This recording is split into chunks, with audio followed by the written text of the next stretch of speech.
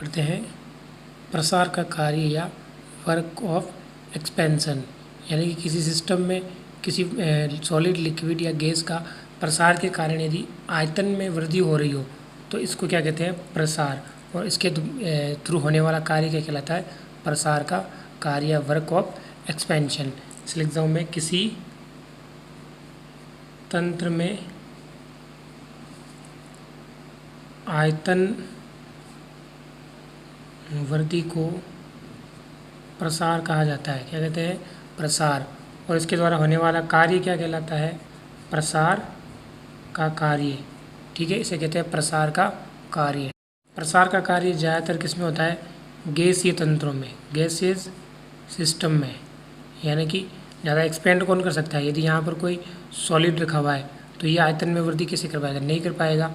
या कोई लिक्विड रखा हुआ है तो इसमें भी आयतन में वृद्धि हो सकती है टेम्परेचर के साथ में।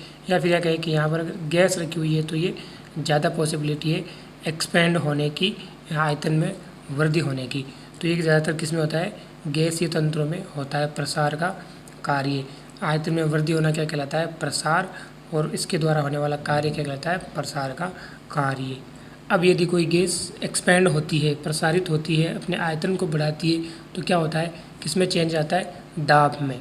ये दाब कम होता है, आयतन में वृद्धि होती है तो क्या होता है, दाब कम होता है। वॉल्यूम बढ़ेगा तो क्या हो जाएगा, प्रेशर कम होगा। यानी प्रेशर कम होगा तो वॉल्यूम बढ़ेगा। तो अब ये किसके विरुद्ध काम होगा, प्रेशर के विरुद्ध काम होता है। इसलिए इसे क्या कहते हैं, दाब आयतन कार्य भी कहा जाता है। प्रसार के कार्य को दाब आयतन कार्य भी कहा जाता है। दाब आयतन कार्य भी कहा जाता है। हिंदी में राइटिंग थोड़ी कमज़ोर है, इसलिए समझने की कोशिश करना। दाब आयतन कार्य भी कहा जाता है। इसे पीवी वर्क कहा जाता है। पीवी वर्क या दाब आयतन कार्य भी कहा जाता है। अब एक सिस्टम या प्रयोग के द्वारा इसको समझने का प्रयास करते हैं कि प्रसार का कार्य कितना होता है, कैसे होता है, धनात्मक होगा, ऋणात्मक होगा या जीरो होगा, वो देखते हैं प्रयोग के द्वारा। तंत्र का डायग्राम बनाते हैं कि माना कि ये कोई एक अपने पास में क्या है, सिस्टम है जो कहाँ पर है अभी, इनिशियल स्टेट पे, अपनी प्रारंभिक अवस्था में कोई तंत्र है जिसमें यहाँ पर एक गैस भरी हुई है। क्या भरी हुई है, एक गैस भरी हुई है जिसका टेम्परेचर है T, प्रेशर है P1 और वॉल्यूम है V1। टेम्परेचर को भी T1 लिख लेते हैं क्योंकि टेम्परेचर को अपन क्या रखेंगे, यहाँ पर स्थिर रखेंगे। ये एक स्थिर तापीय प्रक्रम होगा, यानी कांस्टेंट टेम्परेचर पर अपन इसको ऑपरेट कराएंगे, सिर्फ प्रेशर और वॉल्यूम में चेंज करा करके देखेंगे। तो ये डायग्राम बना लेते हैं।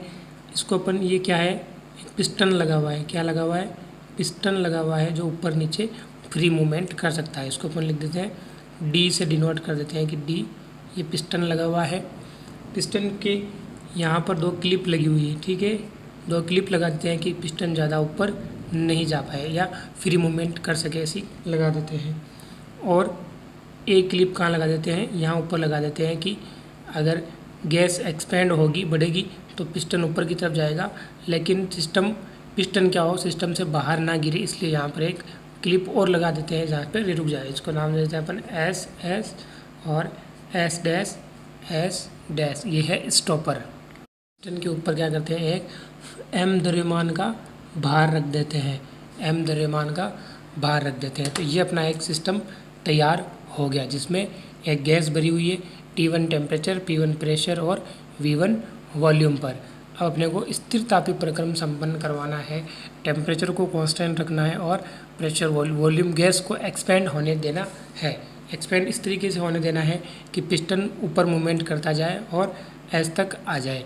ऊपर जो m वेट रखा हुआ है वो इसलिए रखा है क्योंकि यहाँ पर अपने इसको इस एरिया को वैक्यूम बना रखा है कि कोई हवा का कोई इस पर प्रेशर ना पड़े, और ये जो अंदर से गैस का प्रेशर लगेगा जो पिस्टन को ऊपर उठाएगा तो ये इसके और इसके बराबर दोनों का फोर्स हो जाए, यानी कि P लगने वाला प्रेशर और ऊपर से लगने वाला P अपोजिट दोनों इक्वल हो जाए। अब इसके बाद में अपन देखते हैं कि जब सिस्टम ऑपरेट होगा और अपनी फाइनल स्टेट में चला जाएगा तो अपने को क्या मिलता है।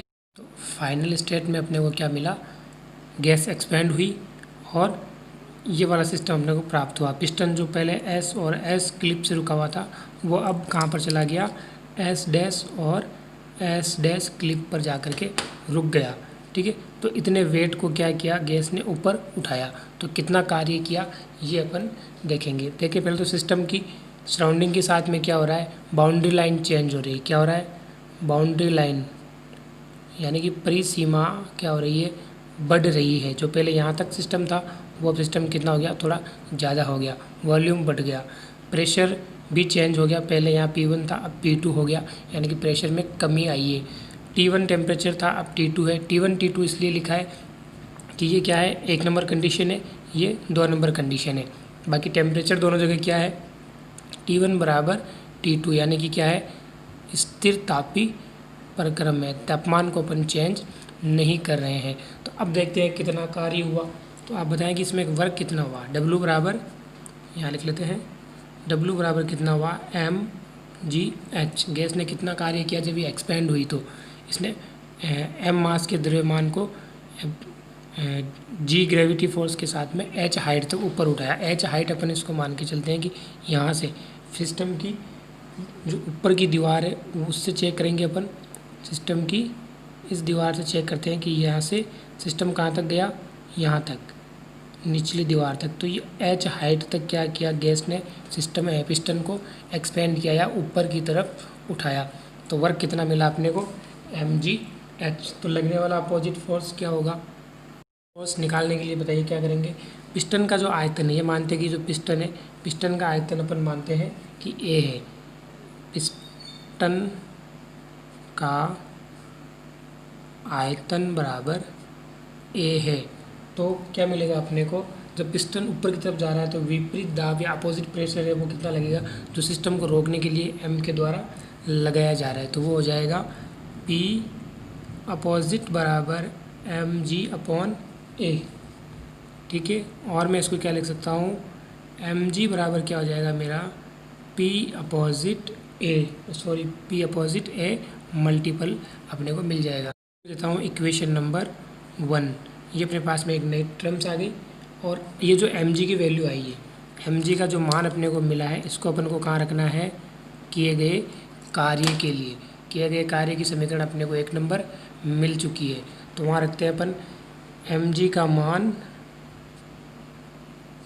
इक्वेशन 1 में रखने पर, put the value of mg in equation 1, then we find w equals to p opposite a h।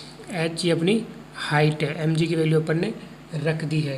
तो ah क्या हो गया, ah बराबर पिस्टन का क्षेत्रफल, पिस्टन का क्षेत्रफल गुणा ऊंचाई।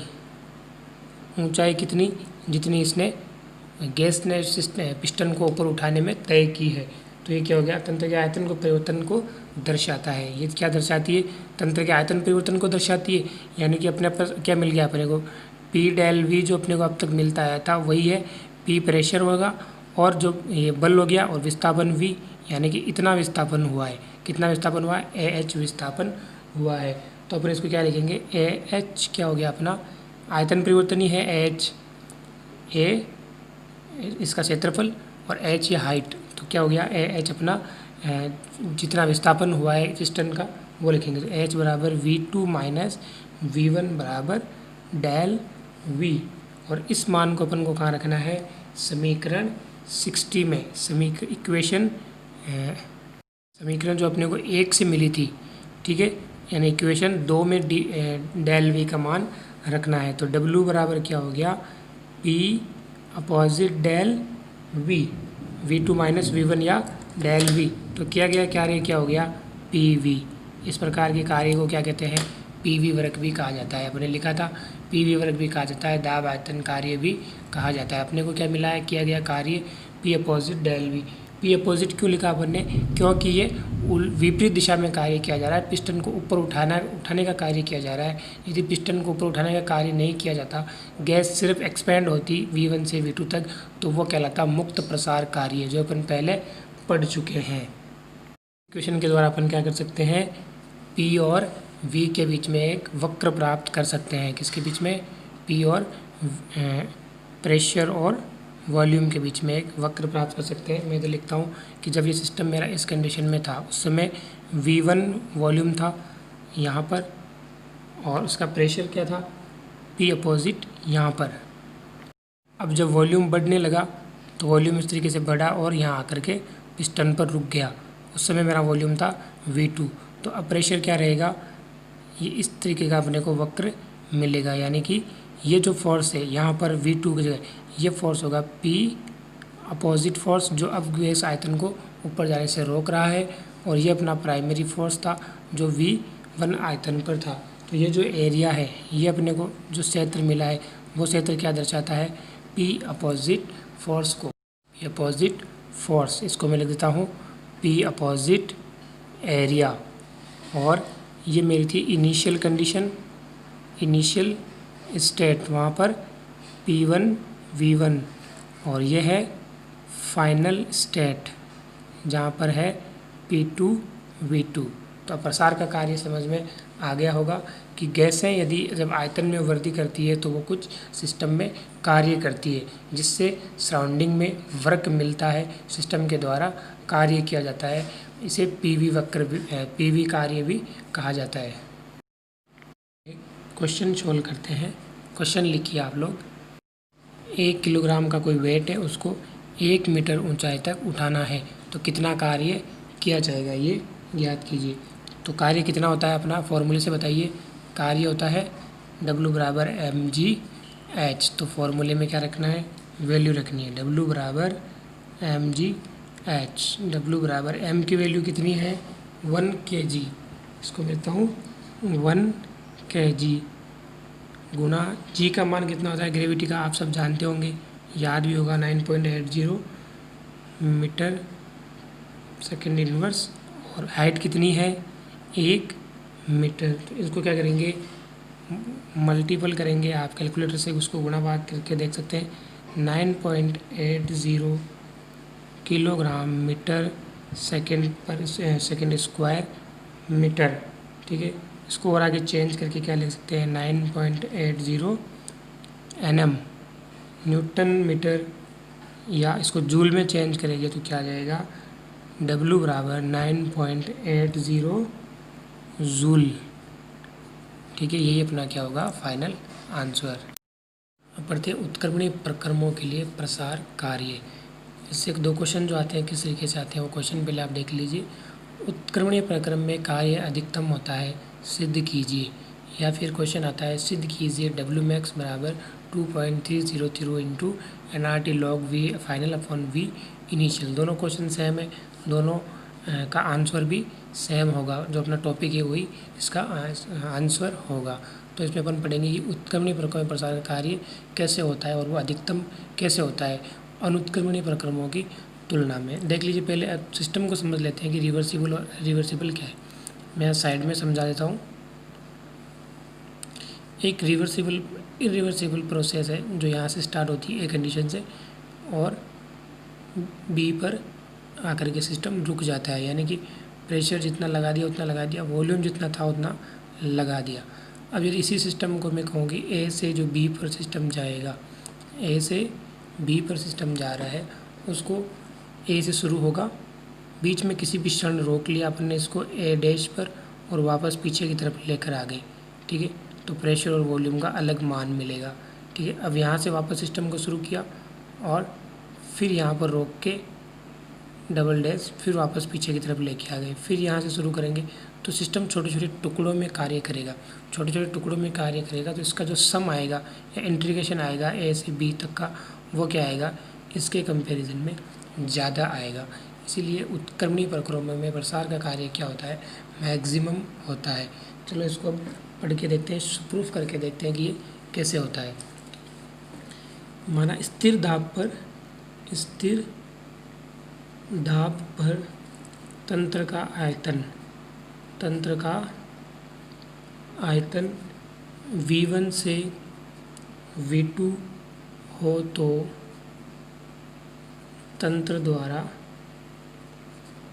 कार्य कितना होगा? W बराबर minus P V two minus V one, ये इतना कार्य होगा। क्योंकि अपन पढ़ चुके हैं पी वी वर्क होगा। पी वी अपोजिट क्यों लिखा मैंने, माइनस पी लिखा है। माइनस पी इसलिए लिखा है क्योंकि सिर्फ कार्य की दिशा को बता रहा है। यहाँ पर फोर्स पॉजिटिव है, जो पी बल है वो दाब नेगेटिव नहीं है, ये सिर्फ दिशा को बता रहा है।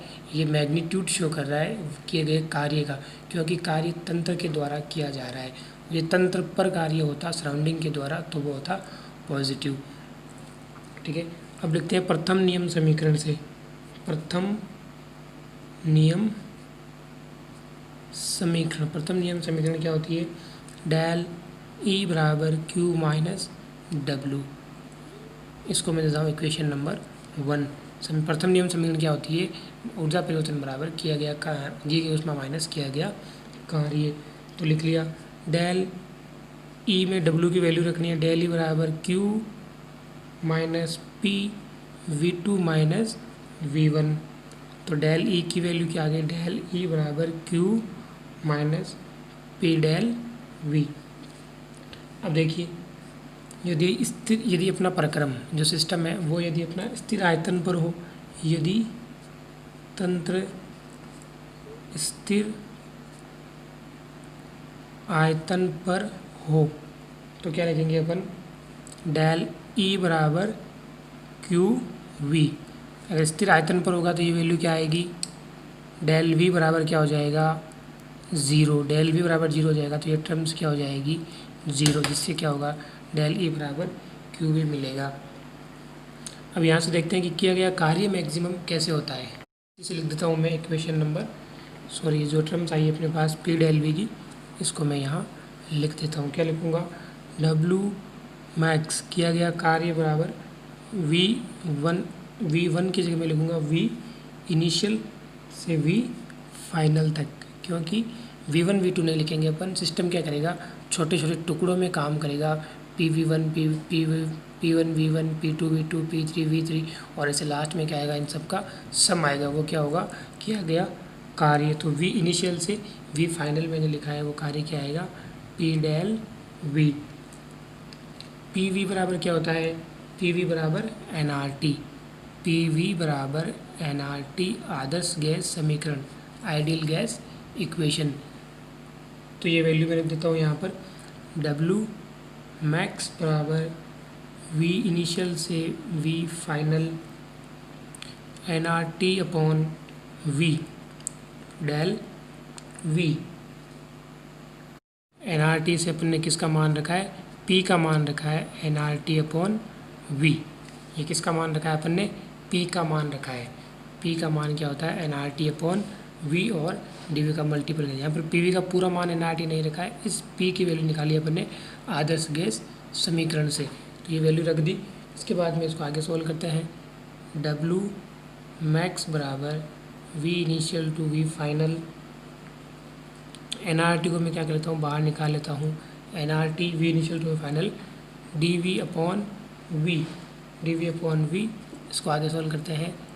डब्लू मैक्स बराबर NRT, इंटीग्रेशन का साइन हटाएंगे तो क्या आएगा, ln V F upon V I, V final upon V initial. ये अपने को प्रूफ करना था। इसको मैं और चेंज करता हूँ, ये लॉग ln को हटा के लॉग में लिखूँ तो क्या लिख सकता हूँ, डब्लू मैक्स बराबर 2.303 NRT log V final upon V initial. तो ये अपने को प्रूफ करना था कि किया गया कार्य की इक्वेशन ये होती है, और ये अनुत्क्रमणीय प्रक्रम की तुलना में अधिकतम कार्य देता है। और इसी को यदि आदर्श गैस के समीकरण के रूप में लिखना हो, यह आयतन था, आयतन के रूप में, और इसको मैं लिखूँ फॉर आइडियल गैस इक्वेशन के लिए, तो क्या लिखूँगा, P प्रोपोर्शनल क्या होता है, 1/V। तो इसको लिख देंगे अपन डब्लू मैक्स, ये टर्म्स अलग है, डब्लू मैक्स बराबर 2.303 NRT लॉग, अब क्या आएगा, P initial upon P final, क्योंकि प्रेशर क्या होता है, वॉल्यूम का रिवर्स प्रोपोर्शनल। ठीक है, अब अपन नेक्स्ट टॉपिक पढ़ते हैं, calculation of Q W D you and D H, यानी कि ऊष्मा, कार्य, ऊर्जा परिवर्तन और एंथैल्पी परिवर्तन की गणना करनी है। किसके रेफरेंस में? आदर्श गैस के प्रसार के लिए। आदर्श गैस के प्रसार के लिए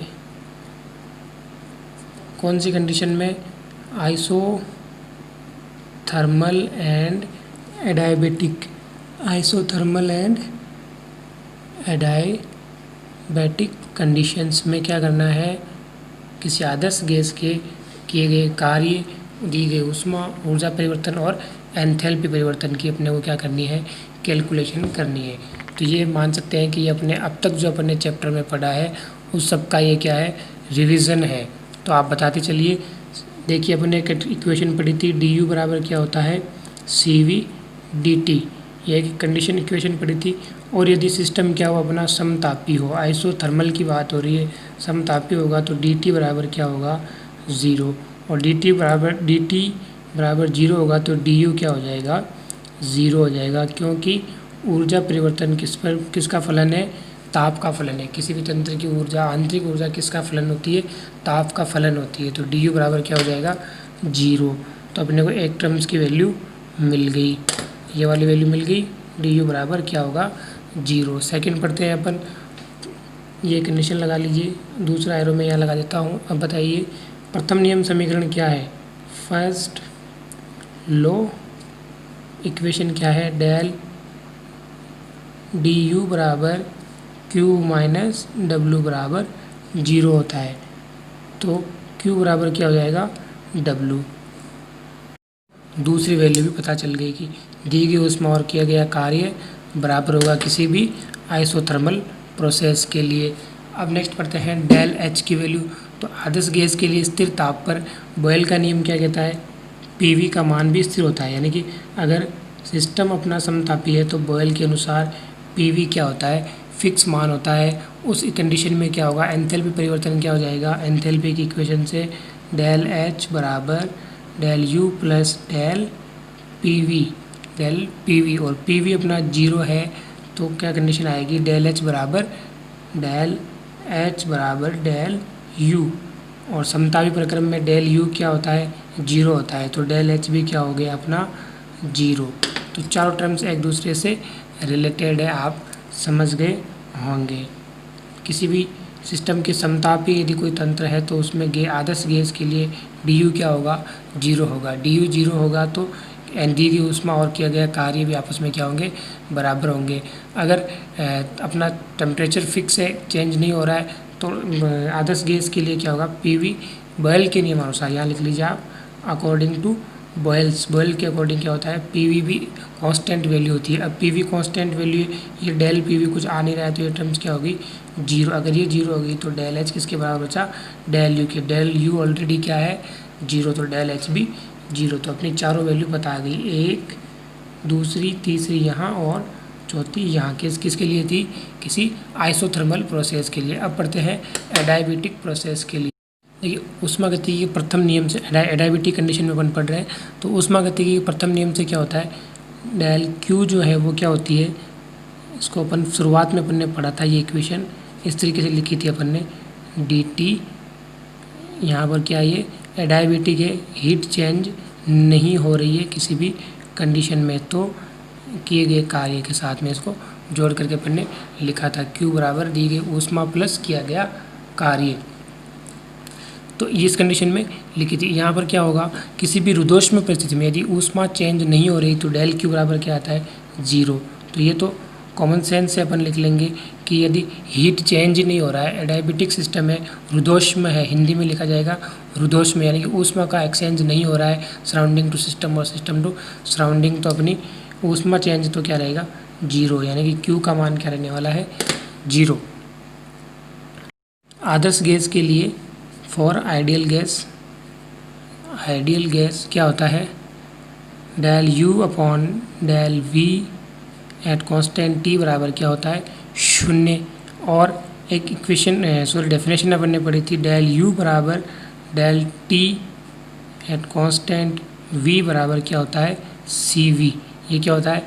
स्थिर आयतन पर ऊष्मा धारिता। तो 3 चीज़ अपने को मिल गई, हीट मिल गई, हीट कंडीशन मिल गई आइडियल गैस के लिए, अपने को वॉल्यूम की रेशियो मिल गया स्थिर कांस्टेंट पर तापमान पर, और कांस्टेंट वॉल्यूम पर अपने को हीट कैपेसिटी मिल गई ऊष्मा धारिता। तो ये सारी जो वैल्यूज़ मिली है उनको अपन क्या करेंगे, इस इक्वेशन में रखेंगे। इस इक्वेशन में रखने पर अपने को क्या मिलेगा, 0 बराबर CV dt plus 0 plus P del V ये वाली वैल्यू जो है वो TV की, ठीक है, P डेल V इसको अपन क्या लिख सकते हैं, और P डेल V बराबर माइनस CV dt।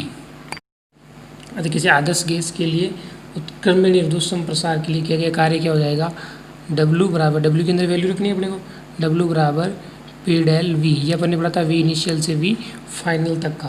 तो इसके अंदर अपने को क्या करना है, वैल्यू रखनी है T1 से T2 टेम्परेचर, गैस सिस्टम में क्या है T1 से T2 CV dt अपने पास में आया। तो W की वैल्यू क्या आ गई, W बराबर minus CV T2 minus T1 बराबर क्या होता है 0। तो फर्स्ट लॉ से क्या हो जाएगा, फर्स्ट लॉ की इक्वेशन अपन ने यहाँ पर लिखी थी, ये रही।